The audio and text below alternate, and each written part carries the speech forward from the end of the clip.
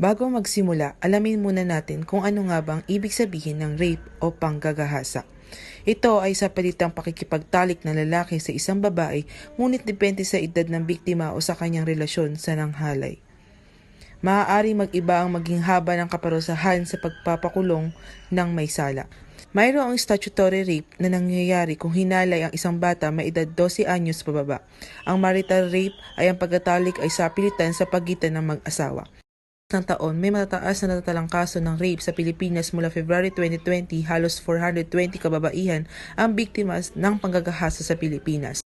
Halos 66.7% ang tinaas mula sa 252 ng kababaihan sa taon ng 2018.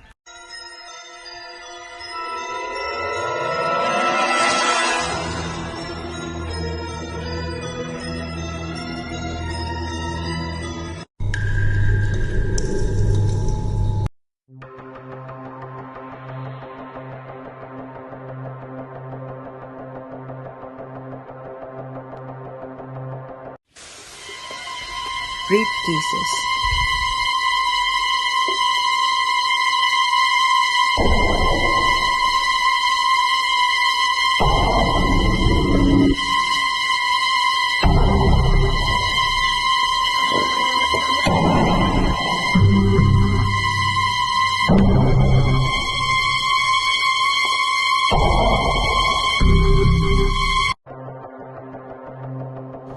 Sa aming kaso, ang biktima ay si Sia Bautista noong January 5, 2021 sa ganap na 4 p.m. sa Barangay Talipapa, Cabanatuan City. Ang suspect si Jay Santos na may kasong rape with homicide.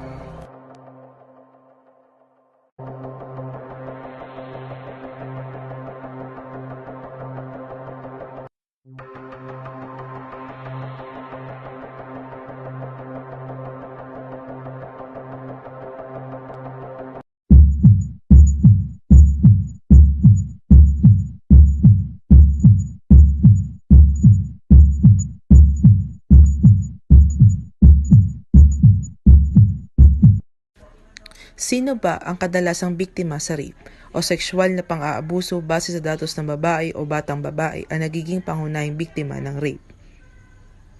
82% ng lahat ng mga biktima ng kabataan ay babae, 90% ng mga biktima ng panggagahasa na nasa hustong gulang ay babae, 6. Ang mga babaeng edad 16 to 19 ay 4 na beses na may malamang kaysa sa pangkalahatang populasyon na naging biktima ng panggagahasa, tangkang panggagahasa o pang-aabusong sexual. Ang mga kababaihang may edad 18 to 24 na mag-aaral sa kolehiyo ay 3 beses na may malamang kaysa sa mga kababaihan sa pangkalahatan na makaranas ng karahasang sexual. Ang babaeng magkaparehong edad na hindi naka-enroll sa kolehiyo ay 4 na beses na may malamang. Epekto sa mga biktima. Ang panggagahasa at iba pang uri ng pang-aabusong sexual sa mga tahanan, pamayanan o mga kulungan ay seryosong emosyonal at pisikal na epekto sa mga biktima. Natatangi ang karanasan ng bawat individual, may mga karaniwang nakita ang mga reaksyong wala sa kanila tulad ng takot, kahihiyan, galit, pagkabalisa, pangungot at alaala sa mga flashback. Para sa mga bilanggo, lumala ang sintomas nito dahil sa kawalan ng privacy, kawalan ng kontrol sa kanilang kapaligiran, at madalas na palaging presensya ng bilangguan ng mga panghahalay.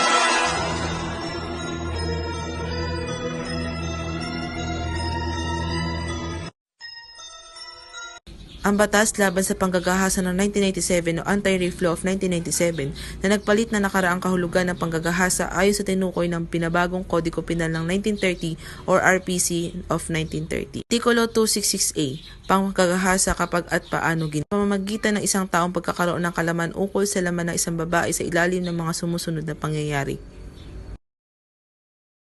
Una, sa pamamagitan ng pwersa, pagbabanta o pananakot. Ikalawa, kapag ang naapi ay inalisan ng mga kadahilan ng tumanggi o sa kabilang banda ay hindi na mamalayan.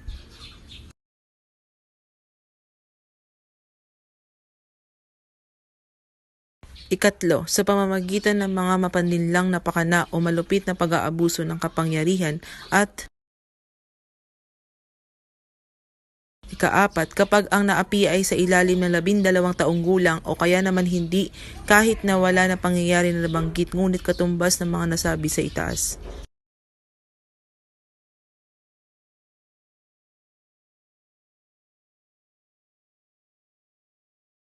Ikalawa, sa pamamagitan ng sinumang tao na nasa ilalim ng anumang pangyayari na nabanggit sa talata, una nito, ilalaan sa isang gawa ng sexual assault sa pamamagitan ng paglagay sa kanyang ari, sa bibig ng ibang tao o sa puwet, o anumang instrumento o bagay sa genital o puwet ng ibang tao.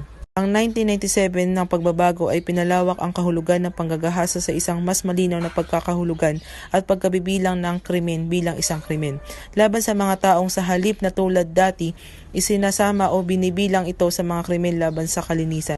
Ako po, si Alaysa B. Padilla, nagmula sa 33821, 21 years old at gumanap bilang isang photographer police investigator. Ako po si Danica Santos mula sa section ng 3382-1, 20 years old at gumanap bilang isang police investigator.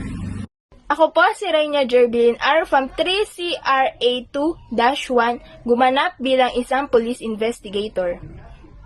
Hi everyone, I'm Jidelcia Bautista from 3CRI-A2-1.